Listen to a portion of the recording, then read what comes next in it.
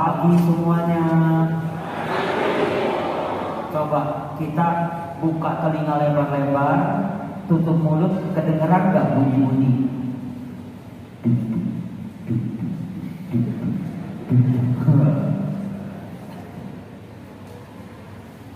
Kedengaran bunyi jantung yang berdebar-debar karena mau lomba.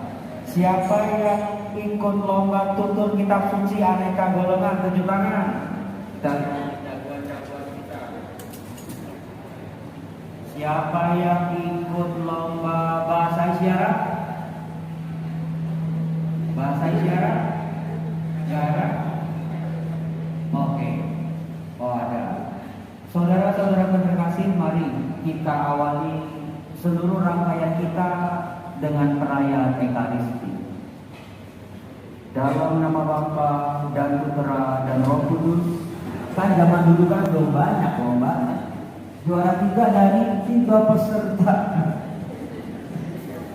Malu-malunya.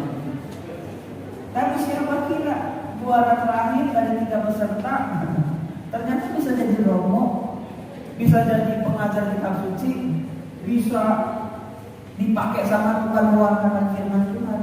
Tidak pernah ada yang tahu.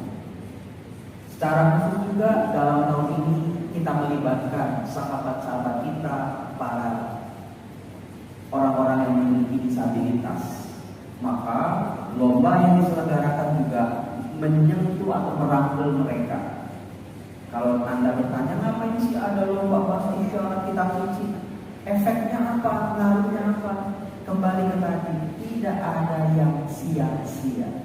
Justru kerasulan kitab suci, Keuskupan, dekanat, paroki, keluarga mendukung arah dasar Keuskupan Agung Jakarta.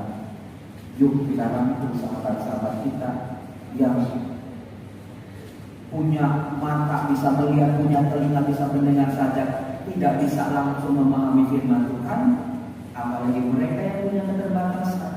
Mereka pun harus dirangkul. Mereka pun harus membaca firman Tuhan. Mereka pun harus menjadi warta-warta firman Tuhan dengan cara-cara mereka yang unik dan istimewa. Para peserta lomba siap? Kedengeran nih, deg-degan nih. Lagunya 1, 2, 3, siap apa enggak? Siap? Luar biasa. Banggakan. Nanti bedanya sama di paroki, bedanya sama lomba di dekanat, lomba di Keuskupan ini nanti ada Bapak Uskup yang lihat-lihat. Bapak Uskup akan keliling.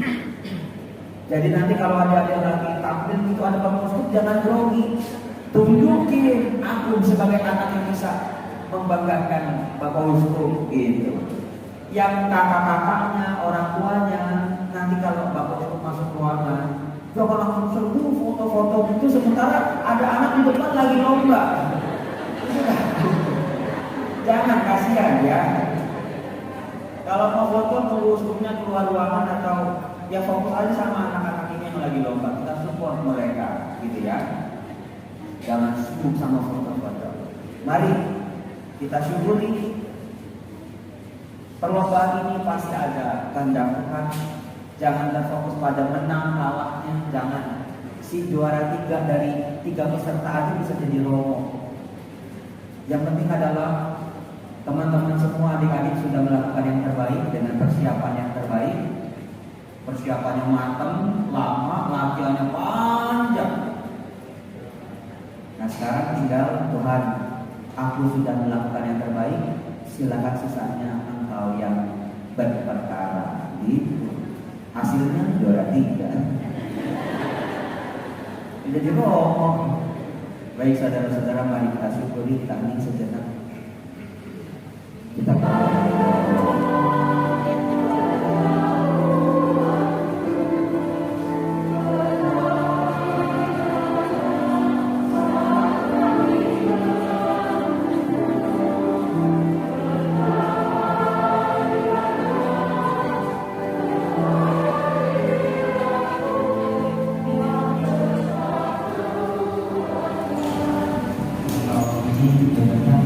yang ini, nah itu dari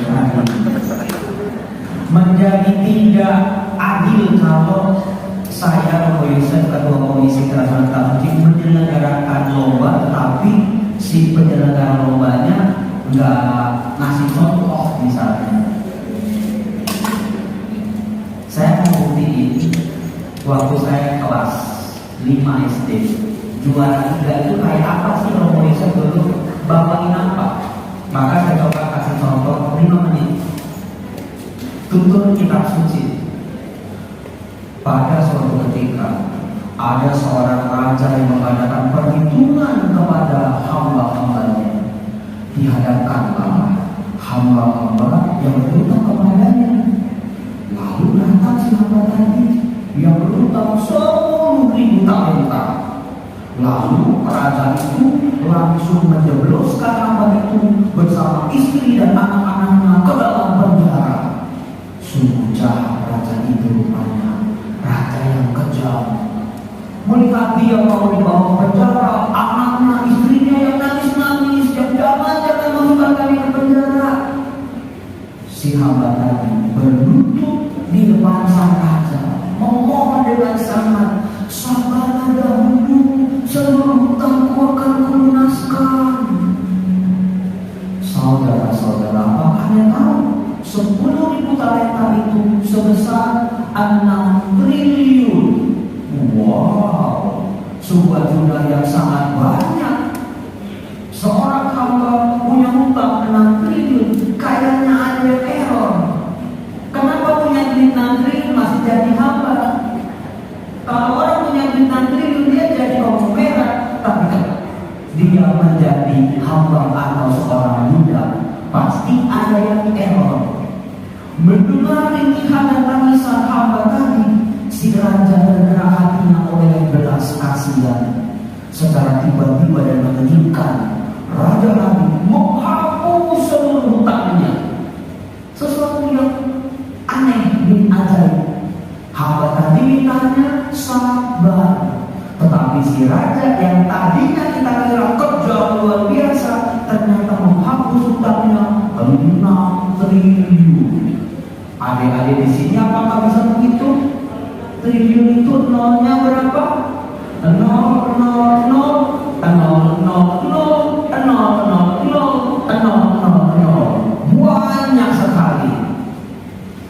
Setelah dia dibebaskan dari hutangnya, tiba-tiba dia keluar dari sana itu. Di situ dia berjumpa dengan temannya sesama hamba yang lain. Hutang 10 dinar. Apakah teman-teman tahu bahwa 10 dinar itu seharga kurang lebih 13 juta rupiah? Dia langsung menangkap temannya itu, mencekik temannya itu dengan berkata, bayar hutangmu. Temannya tadi langsung bersujud di depan dia, memohon, sabarlah dahulu, hutangmu akan kulunaskan. Kita pikir, kita kira dia yang baru saja dibebaskan hutangnya 6 triliun akan berkata-kata yang sama. Tetapi aneh dan ajaib, dia langsung memasukkan temannya itu ke dalam penjara sampai dibebas, sampai dia bisa melunaskan hutangnya.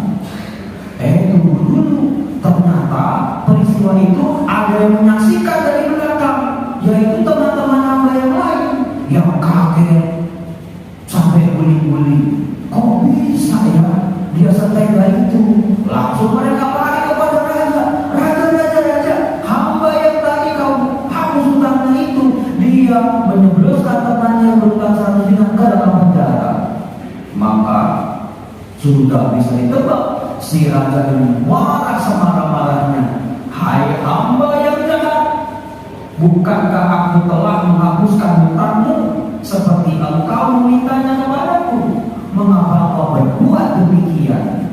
Lalu si raja menghapus semua kebijakan tadi, memasukkan hamba jahat ini ke dalam penjara, di mana ada ratapan dan ketak gigi. Lalu Tuhan Yesus menutup pengajarannya dengan berkata, demikianlah Bapamu di surga, kalau kamu semua tidak mengampuni dengan segenap hati. Itu waktu kelas 5 SD saya tabungnya begitu, juara 3.